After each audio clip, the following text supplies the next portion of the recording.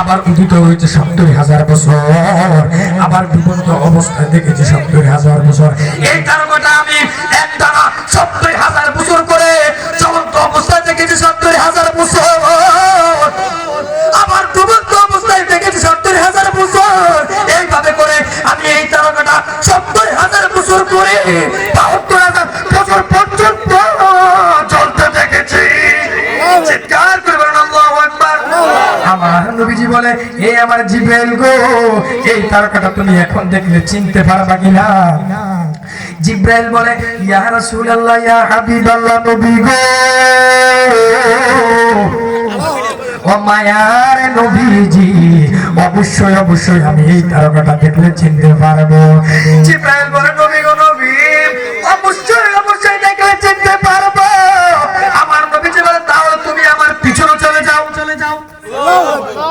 আল্লাহু আকবার, চলে যাও, তাহলে তুমি আমার পিছনে চলে যাও। বন্ধুরা রে আমার,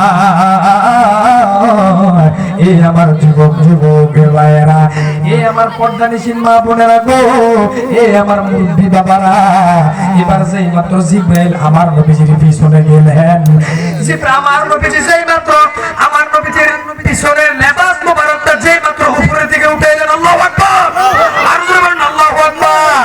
এবার যেই মাত্র আমার নবীজির যেই মাত্র লেবাস মোবারকটা উপরের দিকে উঠাইলেন, আমার নবীজির লেবাস মোবারকটা যেই মাত্র উপরের দিকে উঠাইলেন, জিবরাইল দেখতেছে যেই তারকাটা আমি ৭০,০০০ বছর করে ৭২,০০০ বছর চতুর্থ আসমানের মধ্যে চলতে দেখেছি, এই তারকাটাই এখন আপনার নবীর পিঠ মুবারকের মধ্যে চলতে দেখা যায়। চিৎকার করে বলেন আল্লাহু আকবার। এবার আমার নবীজি বলে, জিবরাইল, এ জিবরাইল, এই তারকাটা তুমি যদি তুমি দেখছো ৭০,০০০ বছর করে, এই তারকাটা তুমি ৭২,০০০ বছর জ্বলতে দেখেছো। এই তারকাটাই ছিলাম আনা জালিকাল কাওকাব, এই তারকাটাই ছিলাম আমি রহমাতুল লিল আলামিন। আর চিৎকার করে বলেন না সুবহানাল্লাহ। এই কারণে আমি আপনাদের কাছে বলতে চাই, জিবরাইলের বয়স বেশি নাকি আমার নবীজির বয়স বেশি? যাই হোক, দীর্ঘক্ষণ আলোচনা করলাম, পুরো ওয়াজ ভালো করে লাস্টে টান একটা খারাপ হয়ে গেছে। অনেকক্ষণ আলোচনা করলাম, প্রায় ২.৫ ঘন্টার মতো, প্রায় ২.৫ ঘন্টার মতো দীর্ঘক্ষণ আলোচনা করেছি। গতকালকেও মাহফিল করেছি, মাহফিল ছিল কিন্তু কিশোরগঞ্জ, ওইখানেও কিন্তু আমি ছিলাম। আর আমি কিন্তু খুবই অসুস্থ, যদি আজকে ভালো হইতাম তাহলে টান কারা কয়ার কোনো কথাই আছে না। তারপরে কি আলোচনা খারাপ হয়েছে? আপনাদের কি খারাপ লেগেছে? জোরে বলেন, হাত তুলে বলেন, কি ভালো লেগেছে? যাই হোক, আমি আপনাদের জন্য দোয়া করব ইনশাআল্লাহ। তাহলে আজকের আলোচনা থেকে আমরা বুঝতে পারলাম যে সাহাবীদের যুদ্ধের চেতনা, আমার সাহাবীরা কত কষ্ট করেছে, নবীজিকে দেখে ভালোবেসেছে, আর আমরা নবীজিকে না দেখে ভালোবাসি, কথা বলা না ঠিক না? অতএব কারণে আমরা বুঝলাম নবীজিকে আমরা যতক্ষণ পর্যন্ত জানার চাইতে ভালো না বাসবো, ততক্ষণ পর্যন্ত আমরা পরিপূর্ণ ঈমানদার হতে।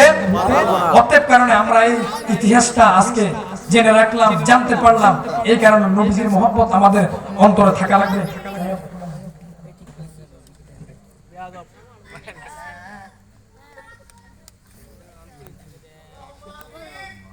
হেল্প করেছে মুরব্বীরা, অনেকে সবাই ছিল, যুবক যুবক ভাইয়েরা সবাই অক্লান্ত পরিশ্রম করে এই মাহফিলটাকে সাজাইছে, জান্নাতের বাগানটাকে। প্রতি বছর এই মাহফিলটা হোক, আমরা প্রত্যেকে সবাই প্রচেষ্টায় আমরা এই মাহফিলটুকু আমরা যতদিন বাঁচবো ইনশাআল্লাহ আমরা ধরে রাখবো। সকলে বলেন আমিন, আর জোরে বলেন না আমিন।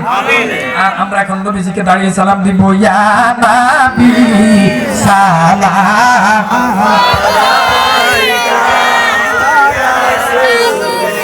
সালামু আলাইকা ইয়া হাবিব, সালাম ও সালাতুল্লাহ